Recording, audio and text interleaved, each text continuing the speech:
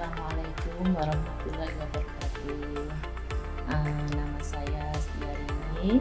Saya sebagai owner empek-empek Ulu Bundar. Saya memulai usaha empek-empek Ulu Bundar sudah kurang lebih 18 tahun. Dan outlet pertama yang saya buka yang di Jalan Kaliurang, kilometer 7. Untuk keduanya kami buka di Jalan Simanjuntak, ketiganya yang di Amplas, kemudian kami juga buka di Kudian. Untuk luar kota kami juga buka di Solo. Varian pempek ada kapal selam, ada lenjer, ada bulat, kulit, tekwan, dan kami juga menjual varian siomay. Harapan kami untuk tim dari GM ya, dari bantu, semoga usaha saya lebih berkembang, lebih bermanfaat untuk orang banyak, ya tentunya lebih menguntungkan untuk kami. Perkenalkan, saya Susi dari Ulu Bundar Rini Group. Di sini saya menjabat sebagai administrasi di Rini Group. Saya bekerja di sini sudah kurang lebih 17 tahun. Saya di sini mengecek produksi sama gudang untuk alur kerja per bagian seperti apa, kemudian pengirimannya seperti apa. Itu bagi yang saya kerjakan. Produksi saat ini memang jauh berbeda dengan kondisi sebelum COVID. Untuk saat ini di Rini Group sendiri ada penurunan kurang lebih ya sekitar 30-40% dari sebelum COVID.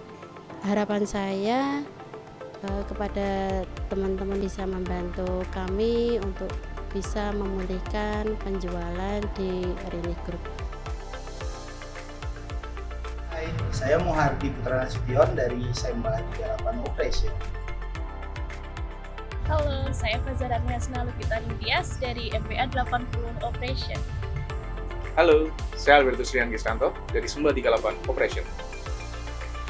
Perkenalkan, saya Saniatul Hasnal Azizah dari MBA 80 Operation. Ulu Bundar merupakan salah satu restoran pempek yang terkenal di Yogyakarta. Kami melakukan wawancara dengan tim manajemen dan mendapati bahwa penjualan perusahaan saat ini belum optimal. Penjualan Ulu Bundar masih mencapai 70% dibandingkan dengan kondisi sebelum COVID. Kita dapat amati kepedulian konsumen Ulu Bundar terhadap perusahaan dalam bentuk komentar-komentar yang mereka berikan di laman Google Maps Ulu Bundar. Beberapa di antaranya mengeluhkan adanya penurunan kualitas produk dan juga layanan yang dinilai masih kurang baik. Sebagai respon dari hal tersebut, kami melakukan survei untuk mengetahui tingkat kepuasan konsumen.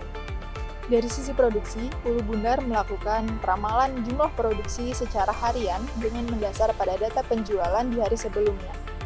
Sayangnya, data-data yang digunakan dalam peramalan tersebut masih dikelola secara manual dan belum didigitalisasi, sehingga hal tersebut menghambat perusahaan untuk mengakses data secara real-time dan juga memberikan batasan bagi perusahaan dalam melakukan analisis strategi penjualan. Hasil wawancara yang kami dapat, kami menemukan bahwa di Ulu Bundar ini terjadi penurunan penjualan dari COVID dan belum bisa pulih hingga saat ini. Kemudian selain itu dari sisi produksi kami juga menemukan adanya pendapatan penjualan yang tidak integrasi. Untuk itu kami telah berdiskusi dan kami memutuskan untuk menggunakan Fishbone untuk mengetahui apa akibat dari penurunan penjualan yang kemudian kami perkuat dengan melihat review dari Google serta menyebarkan angket survei kepuasan pelanggan yang kami sebarkan ke 3 outlet Ulu Bundar. Kami mendapatkan hasil bahwa adanya ketidakkonsistenan layanan yang Ulu Bundar berikan kepada pelanggan.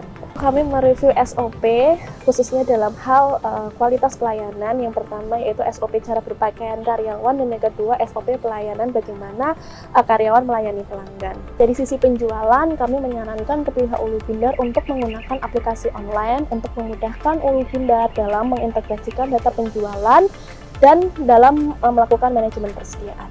Strategi yang kami usulkan untuk menyelesaikan permasalahan Ulu Bundar adalah mereview kembali SOP yang telah ada di Ulu Bundar dan menjadi SOP yang baru, terutama untuk SOP induk dan SOP pelayanan, di mana kami menambahkan standar keamanan pada proses produksi sebagai upaya untuk menjamin kualitas produk. Selain itu, kami juga membuat standar pelayanan pada masing-masing gerai yang harus dilakukan oleh pegawai di masing-masing outlet Ulu Bundar.